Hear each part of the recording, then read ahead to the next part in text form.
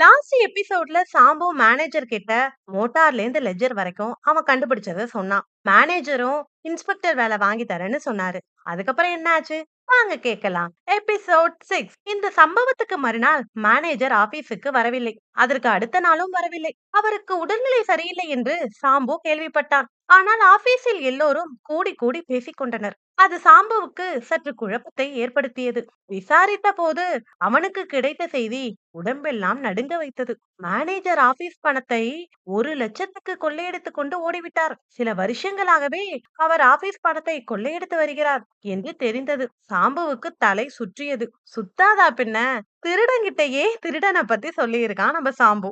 ஆஹா, இப்போதல்லவா தெரிகிறது என் துப்பறியும் சாமர்த்தியம்தான் மேனேஜரை ஓட வைத்ததென்று என்று நினைத்து கொண்டான். தன்னை பேச்சால் ஏமாற்றி விட்டு ஓடியிருக்கிறார் என்பது சாம்புவுக்கு புரிய வெகு நேரம் ஆகவில்லை. விரைந்து சென்று மற்ற அலுவலர்களிடம் மேனேஜர் ஓடினாரே, யார் ஓட வைத்ததென்று தெரியுமா என்று கேட்டான் பரபரப்புடன்.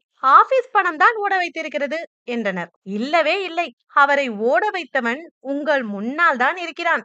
எனக்கும் என் துப்பறியும் சக்திக்கும் பயந்து கொண்டுதான் ஓடிவிட்டார் என்றான். அத்தனை பேரும் சிரித்தனர். உமக்கு அந்த மேனேஜர் முட்டாள் என்று பொருத்தமாக தான் பெயர் வைத்துள்ளான் என்று கூறினர்.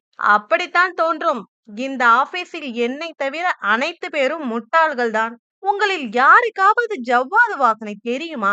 அப்படி தெரிந்திருந்தாலும் அதை மோட்டார் வரையிலும் போய் மோப்பம் பிடிப்பீர்களா? மோட்டாரை செங்கல்பட்டு வரைக்கு தொடர்ந்து போயிருப்பீர்களா? ஆபீஸில் இருக்கும் லெட்ஜருக்கும் மோட்டாருக்கும் சம்பந்தம் இருக்கிறது என்று யார் மூளைக்காவது எட்டி இருக்குமா? இது அத்தனையும் நான் ஒருவன் தான் கண்டுபிடித்தேன்.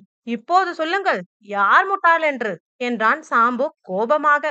ஆனால் அங்கு இருப்பவர்கள் யாரும் இவன் சொல்வதை பெரிதாக எடுத்துக்கொள்ளவில்லை. அவர்களின் கவனம் வேறு திசையில் இருந்தது. அப்படி சாம்பு சொல்றதை விட முக்கியமா அங்கென்ன இருக்கும்?